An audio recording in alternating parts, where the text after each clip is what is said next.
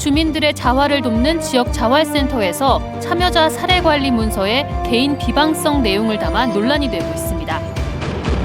태백시가 폐광 대체 산업으로 천연가스 발전소 유치에 뛰어들면서 주민 동의와 송전시설 확보가 관건이 되고 있습니다. 1960, 70년대 동해안에서 조업 중 납북됐다 돌아와 반공법 위반으로 처벌받은 납북어업인 11명이 재심에서 무죄를 선고받았습니다. 지역소멸 기획보도 세 번째로 외지 청년 유치 이후 생기는 다양한 갈등 관리를 위한 중간 지원 조직의 필요성을 짚어봅니다. 안녕하십니까. 뉴스데스크 강원입니다. 강원 내륙과 산지에 새벽부터 10cm 안팎의 눈이 쏟아진 가운데 도로 곳곳이 통제됐습니다. 강원도에 따르면 고성 인제간 미시령 터널 등 도로 9곳의 통행이 통제됐고 설악산과 오대산, 치악산, 태백산 등 국립공원 탐방로 50곳의 출입도 금지됐습니다. 한편 잠시 후 밤 9시 기준으로 대부분 지역에 한파특보가 발효돼 내일 아침 기온은 내륙과 산지 영하 15도 내외, 동해안 영하 6도 내외까지 뚝 떨어지겠습니다. 모레는 내일보다 아침 기온이 4도에서 8도가량 더 떨어질 것으로 보여 한랭질환 관리에 각별한 주의가 필요합니다. 지역 자활센터는 기초생활수급자나 차상위 계층 등 저소득 주민들에게 일자리를 제공하고 자활을 돕는 복지사업기관입니다. 그런데 강릉 지역 자활센터가 복지 사례 관리를 하는 과정에서 개인 비방성 내용까지 문서로 기록해 논란이 되고 있습니다. 이하라 기자가 취재했습니다. 지난 5월부터 강릉 지역 자활센터의 편의점 사업단에서 일하고 있는 문모 씨. 문 씨는 지난 9월 일하는 편의점 서류 뭉치에서 이상한 서류 한 장을 발견했습니다. 자신을 포함해 편의점에서 일하고 있는 5명의 성격 등 개인적인 내용이 적혀 있었습니다. 해결 안 되면 민원 넣겠다는 말을 수시로 한다. 아드님도 시에서 알아주는 민원인이라는 확인되지 않은 사실까지 문 씨는 인격적으로 모멸감을 느꼈다고 말합니다. 이 문서를 본 단체의 장은 최소한의 인간에 대한 예의가 있다면 삭제시켰어야 됐음에도 불구하고 이런 말도 안 되는 인수인계서를 내부에서 돌리면서 저를 폄하하고자 하는, 모욕 주고자 하는. 자활센터 측은 해당 문서가 사업단을 관리하는 팀장이 후임자에게 인수인계하는 과정에서 작성됐다며 복지적인 관점에서 근로자들을 관리해야 하는 자활센터의 특성상 사례관리 차원에서 만들어진 문서라고 설명했습니다. 그러면서도 인권 침해 등의 소지는 없지만 민감정보 관리에는 문제가 있었다며 서류가 유출된 부분에 대해서는 담당자를 징계했고 재발 방지를 위해 앞으로는 내부 시스템에만 자료를 남기기로 했다고 밝혔습니다. 사례관리 속에서는 단순 일만 지원해 주는 게 아니라 그 심리 정서적인 거, 그다음에 가족 체계나 이런 것들을 저희들이 다 이렇게 공유하고 서로 주의하자라고 하는 거죠. 문 씨는 국가인권위원회와 보건복지부에 진정을 제기했지만 조사 대상이 아니라는 이유로 각하 처분을 받았습니다. 전문가들은 복지 대상자 사례 관리 차원에서 이런 문서가 작성될 수 있지만 업무 관련성이 없는 개인 비방성 내용은 문제가 될 수 있다고 말합니다. 당사자분들의 동의와 업무 관련성에 따라서 다른 것 같습니다. 상담 기록을 어떤 목적으로 남겼냐가 중요한 것 같은데요. 블랙리스트나 아니면 이런 것들을 작성하기 위해 그런 상담 기록을 남겼다고 하면은 그것은 더 이제 인권 침해의 소지가 크죠. 함께 사는 세상을 위해 만들어진 자활센터가 누군가를 배척하는 방향으로 운영되고 있는 건 아닌지 세심한 점검이 필요해 보입니다. MBC 뉴스 이하라입니다. 태백시가 석탄 산업을 대신할 천연가스 발전소를 유치하기 위해 힘쓰고 있습니다.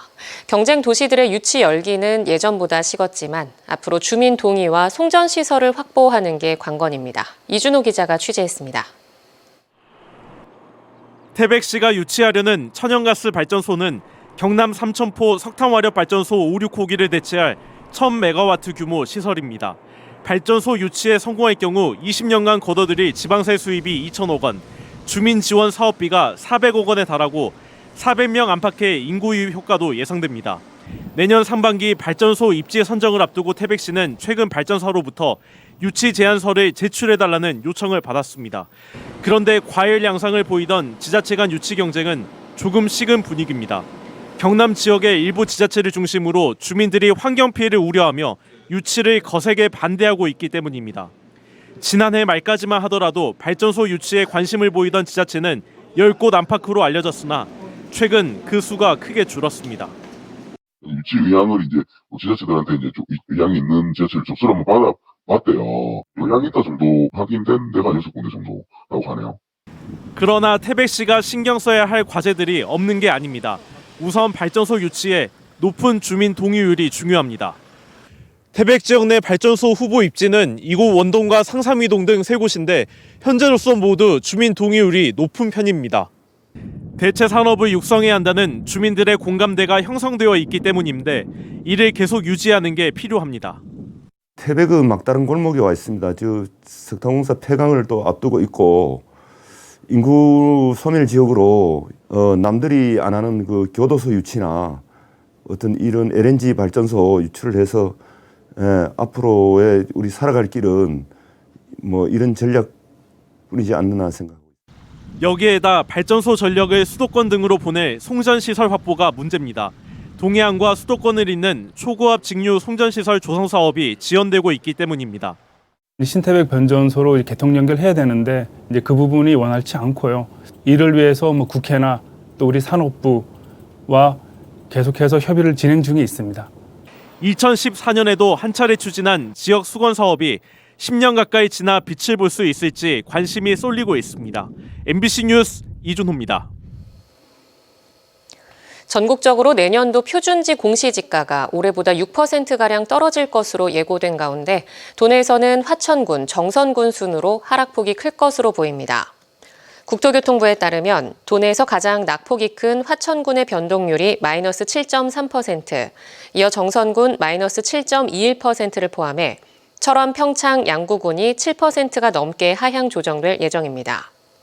영월, 삼척, 동해, 횡성 등이 6%대로 하향 조정되고 원주, 춘천, 강릉, 고성이 5%대 낙폭을 기록할 전망입니다.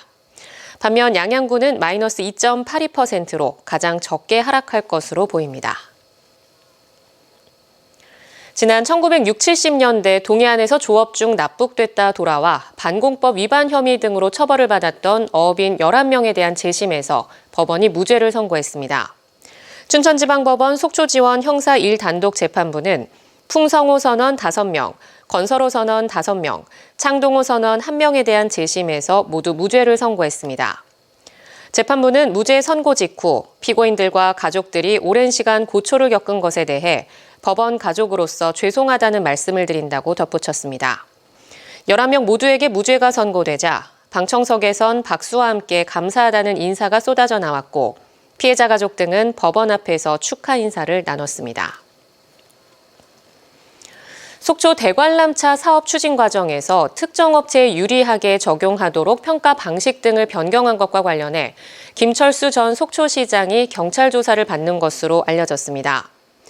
강원경찰청은 지난 7월 4일 감사원의 수사 의뢰로 속초시청에 대해 압수수색을 벌였고 속초 대관람차 업체 선정과 관련해 김철수 전 속초시장을 직권남용 혐의로 조사하고 있다고 밝혔습니다. 한편 강원도는 2달 전 징계가 과하다며 소청심사를 요청했던 속초시청 공무원 이모 과장과 고모 팀장에 대해서는 징계를 일부 감경했습니다.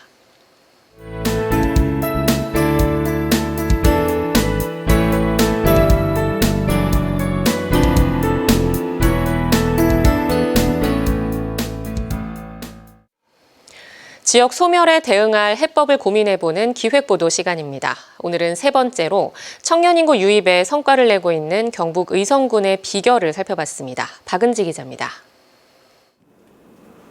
흠이 있지만 맛이 좋은 못난이 과일을 가공 유통하는 청년 사업가 이황현 씨는 동업자와 함께 의성에서 창업했습니다. 사업 특성상 복숭아, 자두 등 과일 산지라는 점이 중요했는데 처음 사업 부지 마련부터 애를 먹고 주민들과 연결해주는 이웃사촌 지원센터의 도움을 받았습니다. 서로를 잘 모르던 청년 창업가들 간 네트워크도 지원돼 지금은 고구마 말랭이 공동사업도 키우고 있습니다. 농가 방문했을 때 대부분 이제 응원해 주시는 분들도 많지만 이제 곱지 않은 시선으로 보시는 분들도 계세요. 그런 경우에는 여기 이제 이웃사촌 지원센터가 있습니다. 의성에. 중간 기관이 이제 중간다리 역할을 해주고 그런 이제 주민들과의 소통에 대한 것들을 많이 도움을 주기도 하였고요.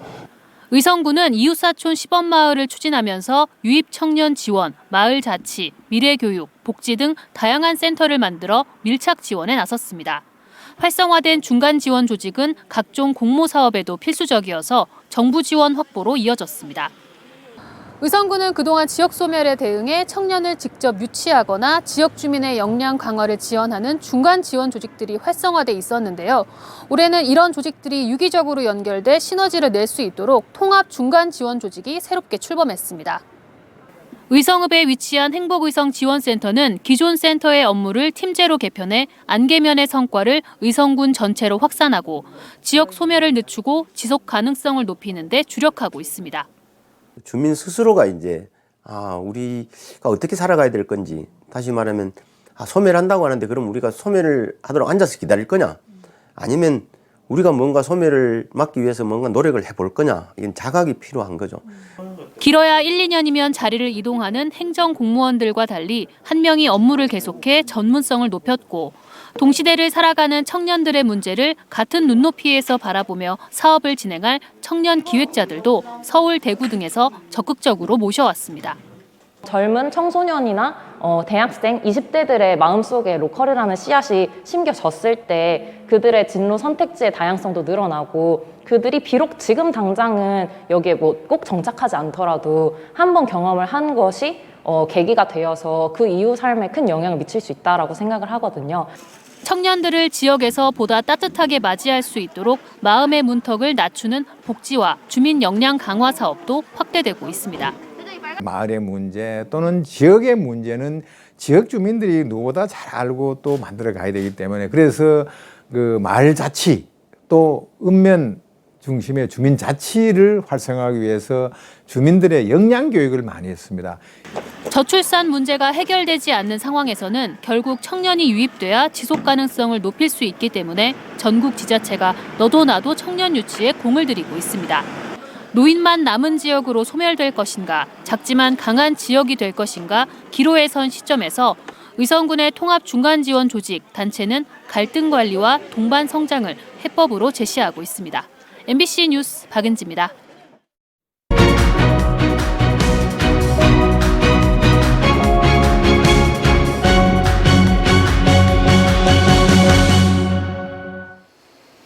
삼척 장호에서 교통사고가 발생해 2명이 숨졌습니다. 오늘 오후 4시쯤 삼척시 근덕면 장호리 농로에서 화물 차량이 밭으로 굴러떨어져 80대 운전자와 70대 추정 동승자가 숨졌습니다.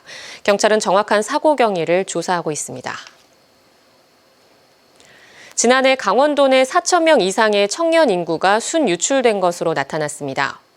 통계청이 청년 고용과 창업, 주택 소유 등 특성을 수록해 발표한 청년 통계 등록부에 따르면 2021년 강원도 내 청년 기본법상 명시된 15세에서 34세 청년 인구는 33만 명으로 전체 강원도 인구의 2.6%를 차지했고 4,325명이 순유출된 것으로 나타났습니다. 시도별 청년 인구 비중은 경기 27%, 서울 20.7%로 높은 반면 세종, 제주, 울산, 강원 순으로 청년 비중이 적었고 수도권과 세종을 제외한 전국 모든 곳에서 청년 인구가 유출된 것으로 나타났습니다. 서울 거주자들의 강원도 주택 매매 거래량이 지난해 절반 수준에 머물렀습니다. 한국부동산원에 따르면 올해 1월에서 10월 사이 서울 거주자의 강원도 주택 매매 거래량은 1,517건으로 지난해 같은 기간 3,210건보다 52.7% 줄었습니다. 전국적인 거래량도 32,156건으로 지난해 동기 76,121건보다 57.8% 줄었습니다. 이 같은 매매 저조는 고금리 상황에 전국적으로 주택가격 하락세가 이어지자 서울 거주자의 원정 투자가 사라지기 때문으로 분석되고 있습니다. 속초시가 여성가족부로부터 여성 친화도시로 신규 지정돼 2027년까지 관련 정책을 펼치게 됩니다. 속초시는 2년 전부터 여성 친화도시 조성을 위해 경력 단절 여성 일자리 지원 체계를 만드는 등 종합계획을 수립하고 관련 조례를 제정했습니다. 한편 올해까지 여성 친화 도시로 지정됐던 정선군과 영월군은 재심사에서 탈락해 내년부터 도내에서는 신규 지정된 속초를 포함해 삼척과 태백 등 7개 지역이 여성 친화 도시로 운영됩니다. 어제 도내 코로나19 신규 확진자가 이달 들어 두 번째로 많은 2,487명을 기록한 가운데 오늘은 다시 2,000명 아래로 떨어졌습니다. 오늘 오후 6시 기준 신규 확진자는 강릉 228명, 동해 135명, 속초 95명, 삼척 58명, 고성 40명, 태백 32명, 정선 27명, 양양 24명 등 모두 1,947명입니다. 누적 확진자는 84만 4천여 명이며 병상 가동률은 43%를 보이고 있습니다. 강원도가 세수 목표 달성과 지방 세정 발전을 위해 운영 종합평가를 한 결과 모두 10개 우수시군을 선정했습니다. 평가 결과 최우수는 춘천시와 태백시, 우수는 강릉시, 삼척시, 영월군, 철원군, 장려는 동해시, 속초시, 양양군, 양구군이 선정됐습니다. 이번 평가는 지방세 규모 등을 고려해 부과액 700억 원 기준으로 2개 그룹으로 나눠 진행했습니다. 강원특별자치도의 신경제 국제중심도시 건설을 위해 동해안을 중심 항만으로 지정해야 한다는 주장이 제기됐습니다. 북방물류산업진흥원과 강원해양수산포럼이 공동으로 주최한 2022 강원해양수산포럼에서 강원특별자치도가 신경제 중심도시로 발전하기 위해 도내 최대 국제무역항인 동해안을 국제물류 거점으로 육성 활용해야 한다는 주장이 발표됐습니다. 해당 내용을 발표한 북방물류산업진흥원 정동훈 박사는 정부의 항만 기본계획에 동해안의 북방경제중심 항만 지정을 포함해 강원도의 항만국 신설과 강원항만공사 설립 등을 제안했습니다. 강릉시가 민간 공동주택 건설 현장에서 총 공사비의 40% 이상을 지역업체가 참여하도록 시행사, 시공사와 협약을 체결했습니다. 이번에 협약을 맺은 사업장은 2024년 말 완공되는 176세대와 2025년 초 완공되는 346세대 등 아파트 건설 현장 2곳입니다. 강릉시는 앞으로도 역점 사업인 호텔과 골프장, 아파트 등 대규모 투자 사업에 지역 건설업체의 참여와 건설 장비 자재 우선 사용, 지역 주민 근로자 우선 채용 등을 협약해 지역 경제 활성화와 일자리 창출에 노력하겠다고 밝혔습니다. 강원뉴스 마칩니다. 시청해주신 여러분 고맙습니다.